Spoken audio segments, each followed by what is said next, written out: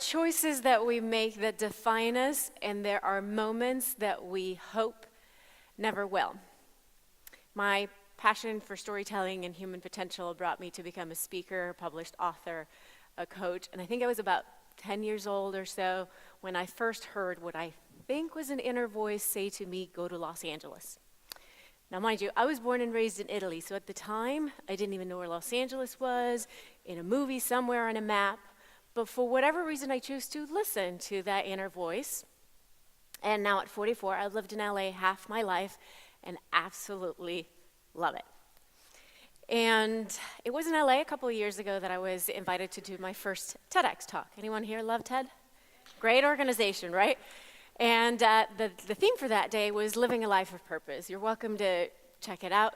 And the name of my talk was called Choices, Choices. So I had prepared all these cool, great stories to inspire you to make choices when it's difficult to make choices. And how do you make choices when we don't like the alternatives? That wasn't really a choice. I wanted that. So all these cool, great stories, but there was this one story that I kept leaving out that wanted to be told. And that story, 2 weeks before that TEDx, woke me up at 5 a.m. and I started writing it furiously, and that was telling for me. One, I'm not an early bird. Nope. Number two, I'm not the kind of writer that gets hit by inspiration and start writing. But still, even after I wrote that story, I was resisting sharing it because I didn't want people to think, "Oh my gosh, you had to go through all that. Poor you." And then they might think that I was weak or damaged or vulnerable or shameful, all that stuff. And then we know there's a difference between weakness and vulnerability. Yes, we love Brene. But still, I was still resisting sharing the story. So with the hope that it may be a gift for you in some way, maybe to help you heal something from the past, or maybe even to prevent something to happen in the future, some harm in the future, I'm going to share something that happened the first year of college that until that TEDx, I'd actually only shared with a handful of people. With my family, actually only shared it 2 days before that TEDx because I wanted to protect them from any unnecessary pain. I remember, pain is inevitable, suffering is unnecessary, but still, sometimes we want to protect our loved ones from any unnecessary harm at the cost even of our own self-expression. So cut to now, it's 1990. I've just moved to America. I'm 18 years old. I actually first ended up in Miami to learn English, ESL. Everybody started to speak Spanish to me. I'm like, I'm here to learn English. I made it, 4 months of ESL, of English as a second language, and then I ended up in Tampa Bay to go to college. I am so living the dream. I'm like, my campus looks like a Club Med. This is fantastic. And so I'm finding ways to fit in, where my friends are going to be, where my classes, where I'm going to live, and I'm looking for ways to adjust. It is a cultural shock, and college is a massive adjustment in life, so I'm friendly, I'm open, I'm curious, I'm bubbly, I'm a bit of a nerd. I've never been drunk in my life to this date. It's not something that, drinking for me, it's just not something I enjoy. So I feel a bit like a fish out of water when my dorm mates are engaging in that. And one evening before,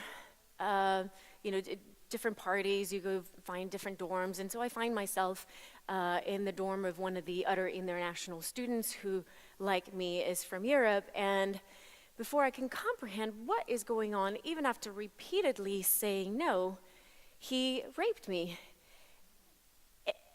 In that moment, as I was putting up a fight, I realized this is only going to get worse if you fight right now. So you'll be safe soon again. I kept remembering to myself, you will be safe soon again. This will be over soon. You will be safe soon again.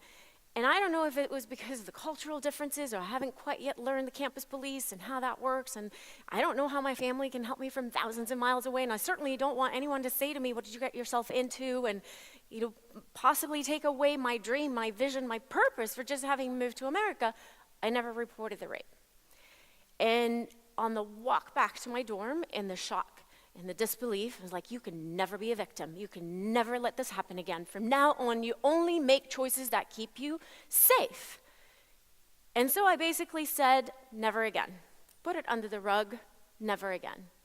So there are those choices that we make that define us, and there are moments that we hope never will. And in that moment, I made a choice to handle it, but in truth, I had just stuffed it, shut down, chosen to stay safe, not knowing how much I was still letting that define my path. So I became more reserved, still friendly, less bubbly, and then little by little, I ended up gaining weight, 40 pounds, 50 pounds. I mean, after the scale hit over 180, I stopped counting. And over the years, as I was trying to lose the weight, and I was losing the first 5 pounds, the first 10 pounds, and I would start getting compliments, and, I was starting to get closer to my goal. Instead of being happy and encouraged, I would feel an immediate red flag would go up, and then I would start the whole self-sabotage again, and I'd put on the weight again. All that I did for 22 years, up and down and up and down. And I didn't understand why I was repeating a pattern that didn't serve me. Even I was eating healthy and exercising.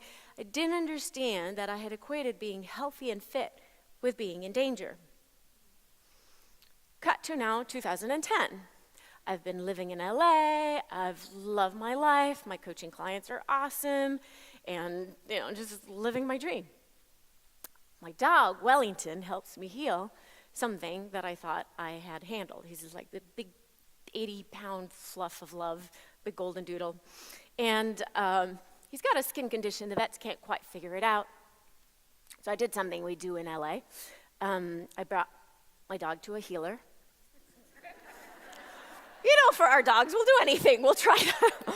So this friend had said, he's really good with skin stuff. I'm like, all right, we'll try it. We'll try anything. And after the Indian guru gentleman is done working with my buddy here, he looks at me and he says, how about you? I'm like, here, I'm here for him. I'm good. I'm loving my life. My clients are awesome. Back to that. And he's like, seriously, the second question he asked, point blank, he's like, what trauma have you had? And in that moment, all the memories of the rape that I hadn't thought about in years literally just come flushing through. And they stay with me for days, so much that I chose to do something different instead of burying it again. See, choice is easy when it's easy. Like, love is easy when it's easy. It's the unconditional love that really tests us, right? So choice is even more crucial when we don't like the alternatives, because it gets us to look even deeper. So as I started to finally open up and talk about it with a couple of my girlfriends, what I realized is that I had made that subconscious choice to put on the extra weight as a form of protection, because that way I thought I could still be friendly but invisible to the, somehow the unwelcomed come-ons. I don't know if that made any logic, but that sort of was my form of protection. And what I've noticed in life, professional lives, working lives, whatever it is, like we're either expanding or contracting. We're either like living on purpose or shrinking away. And our choices help us manage that purpose. Our choices help us navigate that. And yes, we've all heard it, we got to make choices that, from your heart, from your passion, follow your dreams, all of that. And we also got to look at, be mindful of choices that bring us to betraying ourselves. Sometimes we make choices in the face of ridicule. I taught myself English through Madonna songs. I will thank her one day. But remember, I was this kid in Italy, so I didn't know what I was singing. The good days of the LPs, and I bring them out, and I look up the words, preach, Papa don't preach, what does that mean? And it was a really, big old dictionaries that because there's no internet and stuff. So it was a great strategy for having really good grades in English. Fantastic. My dad, so much that my grades in other languages are not so good. He's like, she has no songs in German. And I was like, nope, just English. But so it was a really good strategy for having really good grades in English, but I was teased endlessly by the kids in my class. Teacher's bad, American accent, blah, blah, blah. And then finally, when I moved to Tampa Bay, I was like, hi, I found my people. This is great. I felt right at home. And here's the thing. I moved here when I was 18, on my own, far away, still to this date, no family in this country except for Wellington.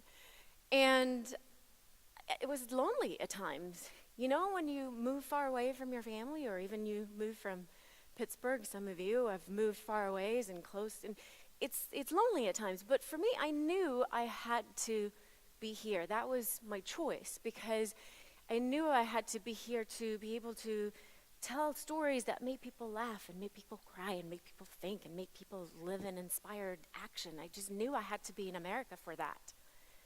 Like one of my dear friends, Tanya, says it, she's like, it is where thy strength that people will heal. And rape is the most underreported crime on college campuses, and my purpose is to end that. So just like we heard Melissa speak today, who was amazing, wasn't she? It was like, and how she uses her voice for that particular purpose. I speak on college campuses and for high school seniors on date rape awareness and sexual assault prevention, because by preventing it, we can create a whole new legacy together. And I want you to thank you. Tuesday was just speaking in Texas. The boys, the girls, the athletes, the Greeks, everybody was there. It was awesome. It's fantastic. One school at a time, right? So I want you to look at, how do you keep showing up? Because here we're speaking, it's great and inspiring, it's great, we're showing up, but you're showing up as well. In all, you might have not have had such traumatic experiences or lived in your car or whatever, but you might have had your best friend died of cancer, or having some challenges with your teenage son, or somebody else passed you on a promotion. So how are you still showing up in your life? Because you're here, you could be doing so many other things. And Jessica's organized this for 6 months, and then you show up. All the things you didn't do to show up, all the things that you did do to show up. How are you showing up in your lives? So I want you to close your eyes for a moment. Take all your stuff from your laps, close your eyes for a moment, and look and think at all the ways that you've been showing up. It's 2016. In a couple of weeks, there'll be 100 days less between now and the end of the year. So we're like in the finished stretch of 2016. And look at all the ways that you've been showing up. Yeah, there's a bunch of ways you haven't been showing up. Let those be. For right now, all the ways that you are showing up. And then I want you to think, if you've ever been challenged, at least once this year, keep your eyes closed, and please go ahead, stand if you were challenged and you still showed up. If you've been challenged once this year and you still showed up, very good. Keep your eyes closed. If you've been overwhelmed once this year and you've still showing up, please stand, keep your eyes closed. If you've been challenged so much that you wanted to cry and you didn't cry, and you wanted to scream and you didn't scream, but you're still showing up, please stand and keep your eyes closed. And then if you actually wanted to cry and you did cry, or you wanted to scream and you did scream, and you still showed up, please stand. And as you keep your eyes closed, there's some of us, as one of the speakers said it earlier, we're dying inside, and we're still showing up. So this is for you, still showing up. Keep your eyes closed for a moment, stay standing. In a moment, I'm gonna invite you, not quite yet, but in a moment, to open your eyes and see who is standing and who is still showing up. And then I'll give you the reason why. Go ahead and open your eyes, stay standing, and listen and look and see who's still showing up. That's you. So, with still standing, there's 2 reasons why it's important and why really we're still showing up. The first reason, I'm actually going to show it to you, and then we're going to do it together. It'll take literally a minute. And then the second reason is a fun little wrap-up story. So if you're right-handed, you'll use your right hand. If you're left-handed, you'll use your left hand. Watch it first, and stay standing, because we'll need to stand for this one. Watch it first, and then we'll do it together. So don't do it first, just watch it first. It's going to be very simple. Your feet are going to be together, your hands are going to be together. Watch it first. Don't do it quite yet. Don't do it quite yet. Italian speaking with my hands, like this. And then if you're right-handed, you'll use your right hand, and it'll go to your limit, wherever that limit is. If you did yoga this morning and that cool stretch, you might be a little bit further. And that's as far as it goes. And if you're left-handed, you'll do the same thing with that. It's as weird as it gets. So go ahead and take a little bit of room. That way you don't hit your neighbor on the process. You can use the aisles. It's informal. It's great. It's right before lunch. It's perfect. So I want you to go to your limit. Hold on a second. We're going to do this actually if you want proof of 2 things. Because there's a lot of us in this room that are type A, probably half of us are type A and half of us are trying not to be, so we're good. Right? Like, whoa. So we're going to give you proof of two things, because proof is good. One, we're going to give you proof. This process will give you proof of the power of your vision. We all know the concept of vision, but we also know the concept of sleep, and then there's the experience of sleep. Concept of money, experience of money. Concept of love, experience of love. So the concept of the power of your vision, now we get the experience, the proof, the power of your vision. Would that be good? Yeah, okay, good. And the second thing you're going to get proof of is proof that you can get past any limitation. I know you get the concept of it, but now you get proof of it in the space of a minute. Would that be good? Okay, good. Then we'll definitely do this process together. So feet together, they're not going to move. Hands together. If you're right-handed, you get to go to your limit and stay there for a second. Take a visual mark. And if you're left-handed, you'll go to your limit, whatever that limit is for today, and make a visual mark, and then we'll come back. So go ahead and stretch your limit. Stay there for a second. Take a visual mark so you know if it's the curtain, if it's the chair, whatever it is, the light. You got it, and then bring it back. Very good. Stay there with your feet together and your hands together. Close your eyes for a moment. I'm closing my eyes too. Nothing weird's going to happen, I promise. I want you to imagine not physically doing it without needing to do it, but I just want you to imagine in your mind's eye with your inner eye wide open and your outer eye shut, making that movement without physically needing to do it, and just envision it to that same spot, that same spot, whether it was a light, whether it was a chair, wherever it was, and then imagine seeing it 1 foot further, 2 feet further, maybe even 3, and then imagine swinging it right back. And your eyes still closed, your inner eye wide open, just in your mind's eye, imagine that same movement to that limit, 1 foot further, 2 feet further, see it, maybe even 3. And then imagine bringing it right back. Very good. Now your arms are getting heavier. It's courtesy of gravity. It's working in Tampa. It's good, good, good. One last time. Imagine, without physically needing to do it, going to that limit, that same limit, and then 1 foot further, see it 2 feet further, maybe even 3, and then imagine swinging it right back. Now in a moment, we're all going to open our eyes. Together, we're actually going to do the movement again physically, and then we'll sit down and debrief. See how far you go. So go ahead, open your eyes, go for it, and then bring it back. Now, raise your hand if you went further and look around who went further. Good. Okay, so take your seat. So where does this apply? See, I told you we wanted to do this process if you wanted proof of two things. Proof of the power of your vision. This works really great when I work with colleges, like with teenage kids especially. Like, wow, this is great because it applies to their math test or to whatever the limiting belief might be, whatever the limitation. Because I told you we can do this process if you want proof of the power of your vision and proof that you can get past any limitation. If in the space of 2 minutes together, we got past your limit, I said go to your limit, and then you went further, now that you've got the rest of the day, the rest of the month, the rest of the year, the next 100 days between now and the end of the year, how further could you go? And where does this apply? It's really more a rhetorical question because it's like, where does it not apply? So this is the first reason why it's really important that we keep showing up. This one. The second reason, and this was actually Jack Canfield who taught us this process. I'm not sure where he learned it along the way. It was years ago, so feel free to pass it on. The second reason why it's really important that we keep showing up is because I feel we are all Norwegian lumberjacks. We are. Bring on the flannel, right? No, it's because there is the Lumberjack Olympics. Every 4 years they happen. And then this last time, the Lumberjack Olympics, it was down to the Canadian and the Norwegian.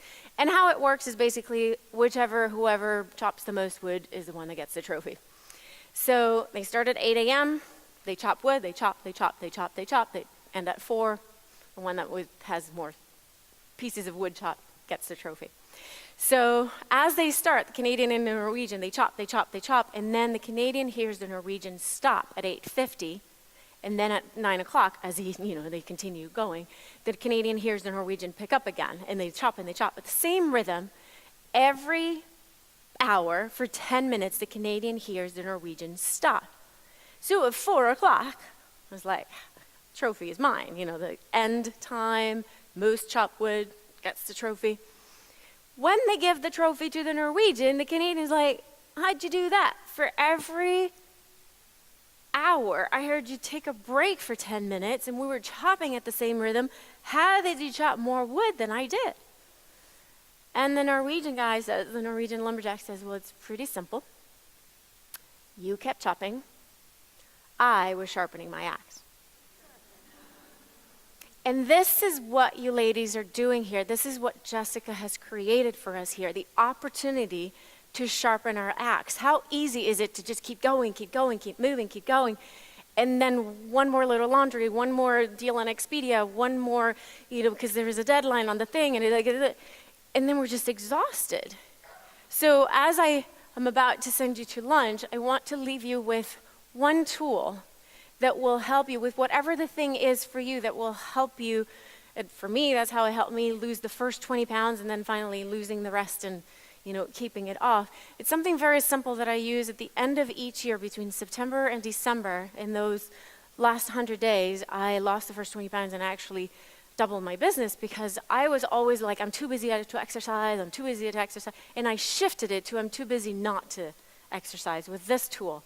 It's called the SKS factor. SKS, 3 letters. So while you go at lunch, ask one of the ladies, what's your SKS? The SKS is something you can stop doing for the next 100 days, the next 30 days, however you choose to do it. Something that you can keep doing that's really working, and something that you will stop, keep, and start doing. So for me, my SKS for those 100 days, it was in my area of pain, which was health and fitness. So I stopped eating sugar for 100 days. And then I kept drinking the water that I was drinking, keeping the hydration level. And then I started doing a different level of exercise. I was already hiking and whatnot, but I just upped up my level of exercise. And then in those 100 days, I lost the first 20 pounds. Even though I was too busy to exercise, I shifted it too busy to not exercise. And then,